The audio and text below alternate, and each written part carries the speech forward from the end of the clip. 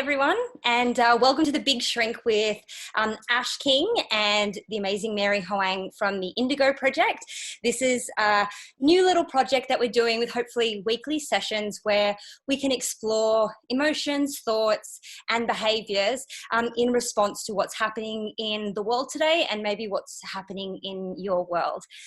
My name is Ash King, and I am a psychology researcher and the content manager at the Indigo Project, and I will be joined weekly by the creator and founder of the Indigo Project and the head psychologist, Mary Hoang. Thanks for having me, Ash. Thanks for joining. So we're excited to just chat about a few things here and there and what's going on in our worlds. What's happening in your world at the moment, Mary? Oh, it's been a pretty wild ride. I think that I've been going through like a major roller coaster of emotions.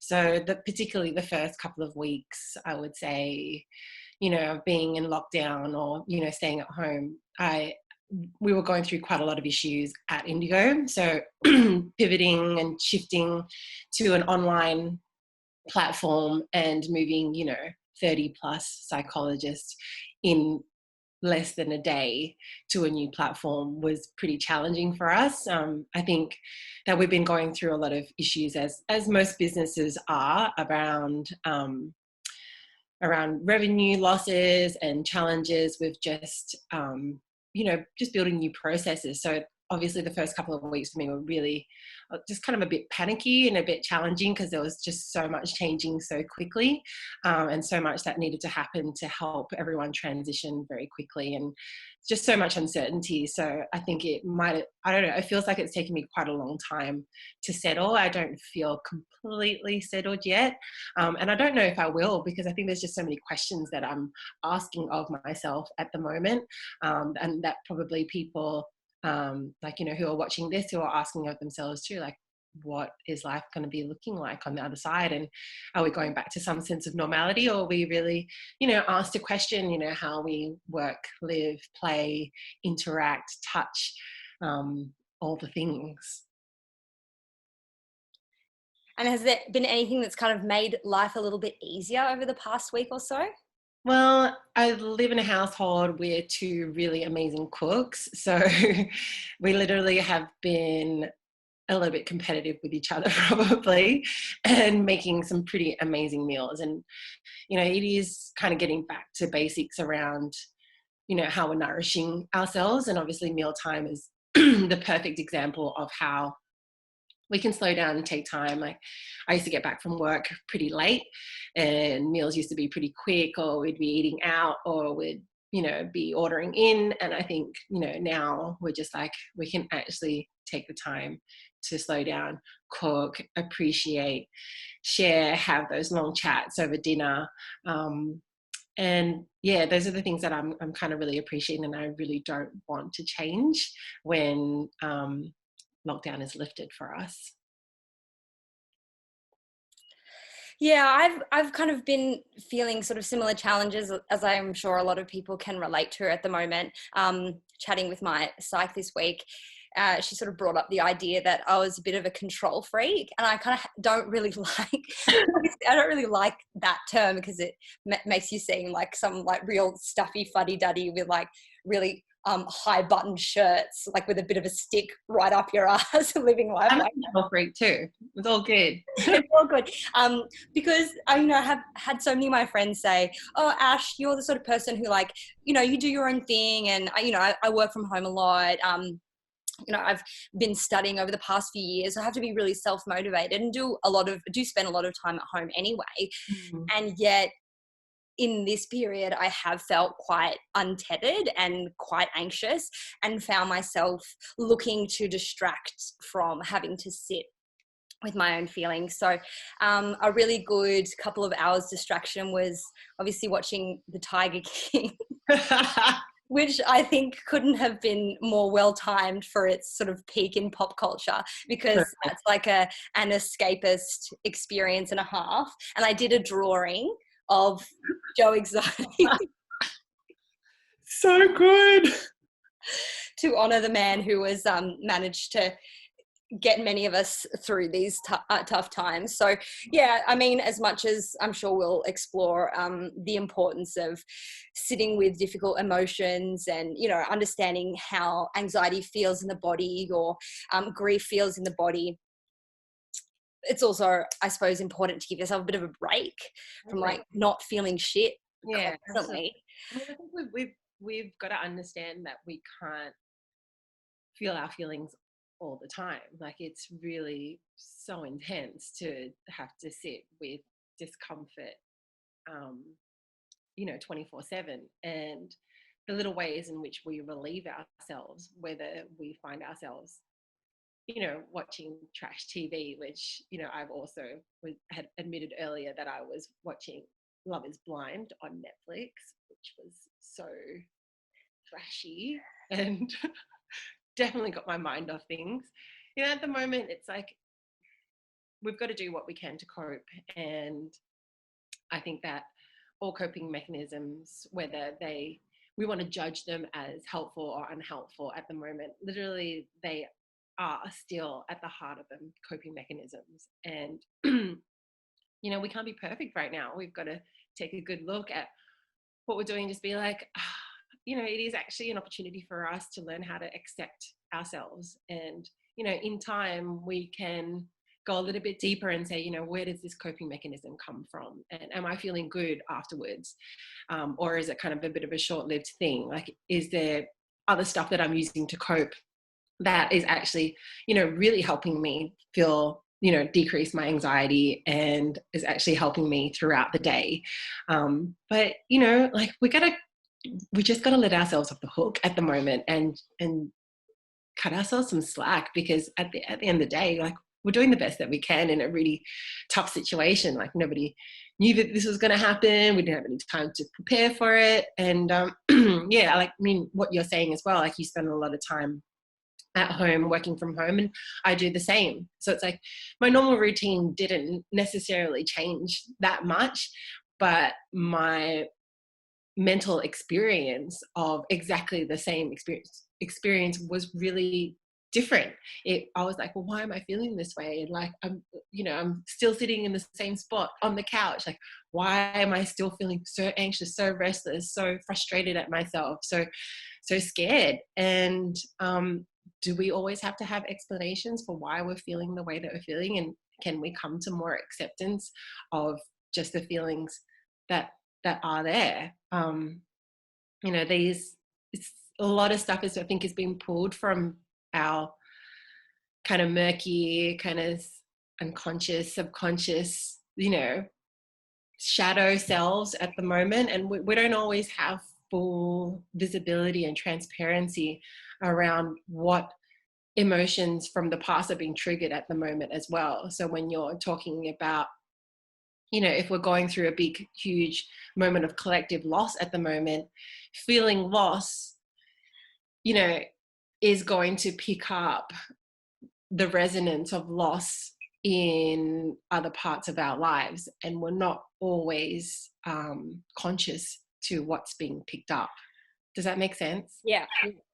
Yeah. So, it takes time to be able to sit with some of that discomfort, to recognize that, oh my gosh, this actually feels like the time for this is going to get a little deep, because I'm in therapy too, but this is going to feel like, for me personally, like some of the loneliness that I had in my own childhood, and going back, and sitting in therapy and realizing, wow, like, that's what's being triggered for me right now, is that, as a young person, I didn't know what to do. I didn't know what how to deal with uncertainty, not having my parents around very much. And I was very scared and afraid. And what I did to cope with those feelings was to shut it all away, to bottle it all up. And as I grew up, I started just to try to achieve, like, be good at school, be good at university, get good grades, like, get into relationships that were really distracting. And I can kind of see some of those mechanisms kind of coming out right now. It's like, well, I'm going to clean this drawer, like, to the nth degree. I'm going to like scrub the whole house down. I'm going to, you know, I'm going to do all these things and I'm sure people are doing that. They're finding themselves in these, I've got to do stuff and be productive. And I think that, you know, at some level is masking some of the uncomfortable feelings. So the veil's being lifted right now on all things. Yeah. It's quite deep, you know, what we're going into. There's, you know, obviously the surface level, there's a lot of uncertainty in the world, but if we look back into our lives, there's been a lot of loss and uncertainty which we potentially haven't been dealing with, and that's going pretty deep. Yeah, all coming under the magnifying glass with all these experiences here. Well, that kind of brings us into our next segment. It's called Mental Healthness. And we're going to talk about three sort of contemporary issues that are sort of impacting not so well on our mental health and adjustment at the moment, and maybe how we can sort of look at them in a few different ways and maybe reframe them to be growing opportunities too. So the first one, which lots of people are mentioning is really affecting their mental health and well-being at the moment, is the 24/7 news cycle, something that many of us don't escape from and feel pretty much obliged to engage with on a consistent basis throughout the day. Why do you think, Mary, that this is having such a blow on our mental health? Yeah, I'm 100% guilty of engaging in the 24-hour news cycle. And I think that the reason, you know, why we are engaging with it is because we are trying to create some certainty amongst the uncertainty that we're feeling. So we're feeling as though if I'm doing something about this, if I'm reading about it, if I'm educating or informing myself, which is, you know, on the top level, you know, they're not necessarily bad thoughts to have. Like, I want to stay informed. I want to know if there are updates. I want to know if there are things and rules that are affecting me and that are changing, because things have been changing so quickly. It's not necessarily the worst intention to have, but I think if we dig a little bit deeper, the intention is to try to get a semblance of control back into our daily lives, whether or not that is actually happening after we read these news cycles. I think that if we were to really sit with how we were feeling after, we probably would, you know, I feel massively dissatisfied after, because I'm like, oh, didn't really help that much at all. And sometimes these news cycles are actually kind of a little bit slow right now. You know, things aren't happening as quickly. You know, the lockdowns happened, you know, and now we're just kind of just in it right now. I definitely feel like, you know, and I talk to my partner Joel about this, that, you know, oh, there's, you know, an article that says that things might be lifted in 4 weeks time, or, you know, in you know, a month and a half, then we might be able to do this and might be able to do that. And he's kind of always there saying, you know what, you can't pin your expectations and hope on this sort of date that these publications are sort of like arbitrarily throwing out, because we still don't really know what's happening. And so once again, that's like me leaning into this need to control, or to, you know, to have some sort of understanding about, you know, how the year is going to play out. Whereas, you know, we're kind of needing to sit here in like the soupy discomfort of the unknown at the moment. Completely.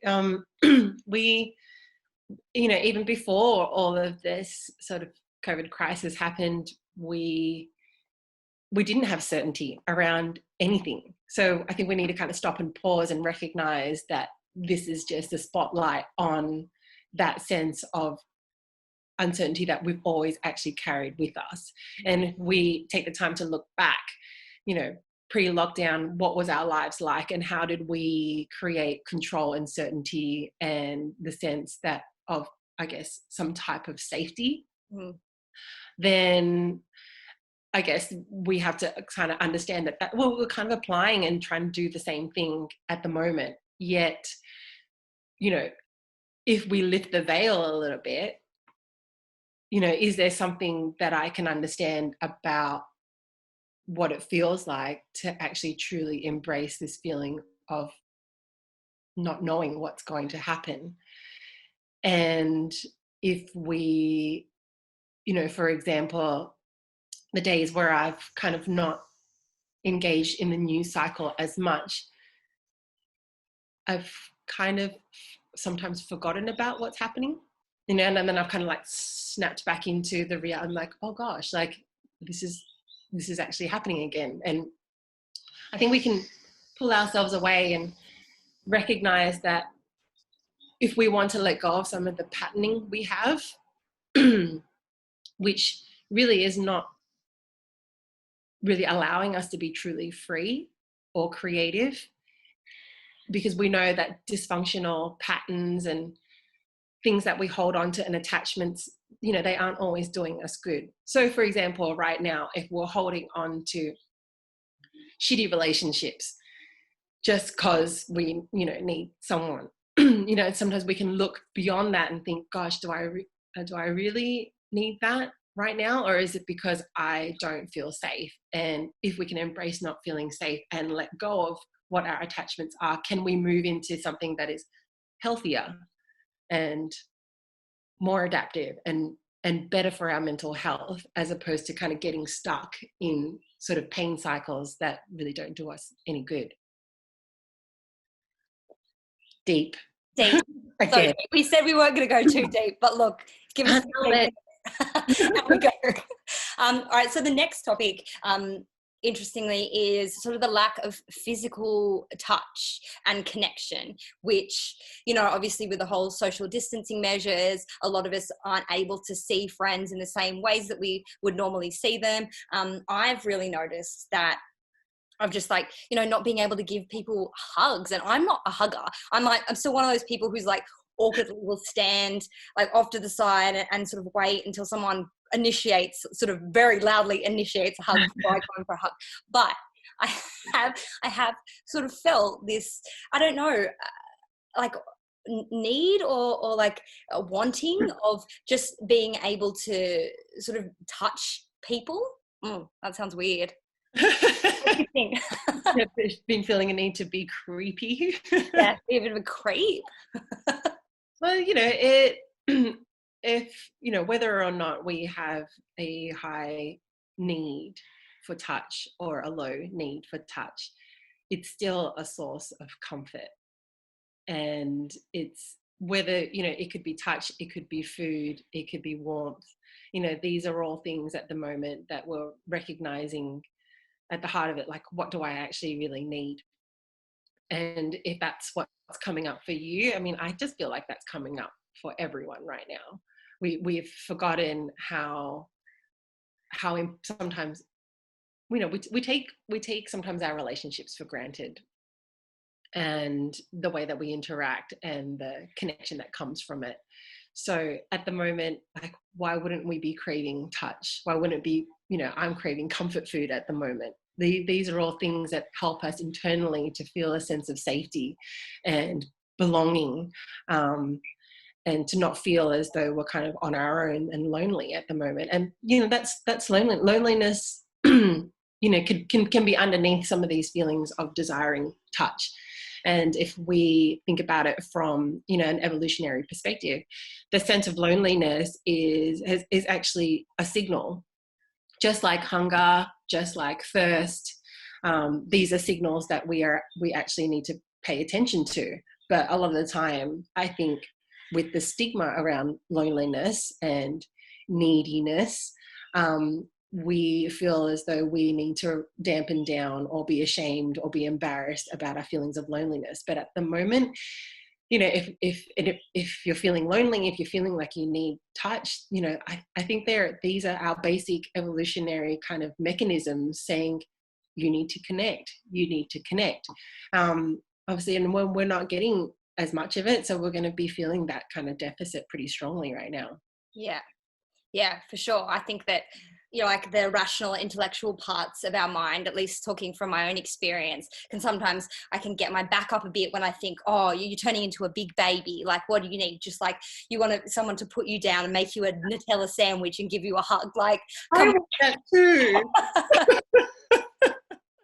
I just have like frightening flash images of like a grown man like wearing a nappy, like sucking on his finger and a bonnet or something, and then I'm just like, come on, pull it together. But often that sort of, I guess, like aggressive and abrupt reaction to your own sort of really deep sort of and really organic and natural needs as a human being, doesn't really help. Like, you can't really scream yourself into sort of feeling better.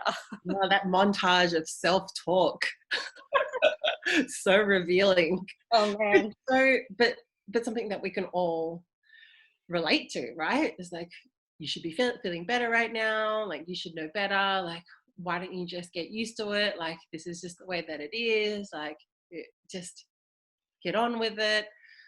You know, you should be making the most of it. Blah blah blah. You shouldn't need all of this stuff. You know, and again, another opportunity to look at how we talk to ourselves, our relationship with ourselves, and how we can develop and grow more compassion and patience, understanding, respect, and just be like, I mean, like, would you say that to me? I Big child. Gosh. Exhausting living in your own head. Oh, tiring. Yeah. So I think people, you know, people who are watching this maybe need to know that that battle of the mind, you know, it's a real thing for all of us. And you know, what is life but an opportunity to develop kindness? Good opportunity right now. 100%. All right. Every day. Talking about kindness, we're going to go down the complete opposite route. I'm going to talk about our last mental illness topic of the week, which is inept leadership. Definitely something that's like, how are we going to contain this one? Well, look, I reckon you can go completely gangbusters with this one, Mary, because I think it's something that is sort of maybe affecting us in different ways. Although, yes, we may be feeling sort of anxious about it, but also this type of thing brings up a lot of feelings, I guess, of anger and those sort of more volatile emotions. What do you reckon? How are you feeling about it all? Well, you know, if we when we talk about Australia, well, we could also talk about, you know, other countries that are kind of close to us as well. And if you are stuck in the COVID news cycle, you probably have looked at the variety of different ways in which different countries are handling this, which may give us a sense of, sometimes, I think personally for me, a little bit of comfort, especially when I look at what's happening over in the US. But also a sense of like, well, what is the gold standard here? Which obviously there is none, but being, you know, a scientist, we're like, someone needs to do some research on like, what is the best, you know, response to this? What I've been kind of noticing is, from a psychological perspective, how regardless of what measures countries are enacting and their leaders are enacting, there needs to be a sense of very strong decisiveness and the ability to sort of lead gracefully while telling people really challenging things.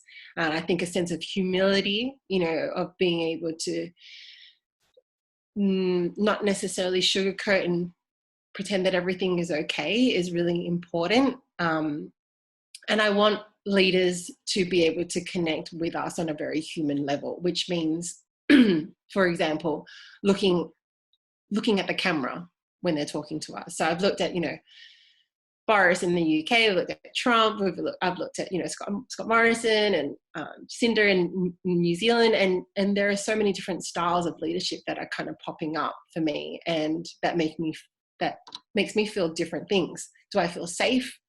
Do I feel as though that this person can lead? You know, because at the end of the day, you know, being a leader of an organization, we don't always know what we're doing. We don't always, you know, we don't have a guidebook on how to deal with challenging situations. We've just got to sort of do the best that we can. And I think that the ability just to reassure people, I think is kind of missing a little bit in the US. Like, it's kind of made me a little bit sad, frustrated, angry, knowing that I'm getting this feeling of at least a little bit more sense of safety in Australia, that there doesn't seem to be this great divide over what we're doing. There's no protests that are happening here necessarily. Yes, it's hard, but I think most Australians have kind of accepted this is what's happening for now, and it's not an issue that is necessarily being argued over in politics. And we need to come together right now, and that, I think, is what's going to help people feel safety amidst all the uncertainty. Like, millions of people are losing their jobs right now and losing their financial security, or just not knowing if that the paychecks that they are getting are something that's going to be continuing. So it does make me quite angry, I think, to see some of the stuff that is going on in other countries. It does help me to feel lucky, I think, to be in Australia, and very fortunate. But yeah, I mean, leadership is everything right now in a place where we don't have any of the answers. We don't have access to all the health officials and these people who are being able to give us information on what we're doing and the effect on the economy. We don't have that transparency, that access to that information. So we need our leaders to be as transparent as possible. But yeah, are you getting stuck in that? I mean, how are you feeling with all the... I find it really interesting to kind of notice sort of people's competing needs and wants in this type of a scenario. And, I'm not a huge politics person, but I'm a very big social media person. So I kind of like to see, although, obviously my social media feeds are sort of filtered along sort of my lines, but I try to keep them generally as open as possible to different types of opinions and experiences. And the different things that, like, I guess this collective threat has brought up for people, and where they might, not see threat in regards to COVID, they see threat in regards to their freedoms and their liberties, and or they see threat in regards to like 5G towers. Like, people, I feel are sort of very hyper vigilant at the moment, and kind of seeing it across the board. And I think that, it's hard to be a voice of someone sort of coming through and going, you know what, like, we're handling this, we've got this. People kind of go, well, no, you don't know that, and you don't know if we've got it, and you don't know if it's going to get worse, and you don't know if we, ease these restrictions, that everything's going to get heaps worse than before, and that we won't be able to travel for like 12 months or 24 months. And so people are so easy to sort of rush you back into that state of threat. And so I've found it interesting to sort of, see, I guess, how the leaders are responding to this feeling across the board, because I guess if we're all feeling worried about different things, it's hard for them to say, okay, well, this is the most important. And some people are saying, this is the most important, this is the most important. So we're still arguing with one another. And like you said, we really should be, I guess, coming together sort of apart and doing what is best for the collective good. But I guess who gets to decide what that is? Well, in any type of, organization, if you just think about all the businesses that are out there at the moment, nobody's going to have all the answers, and there are going to be people who think, there's always going to be, we should do this, and there's going to be other people that think that we should do this.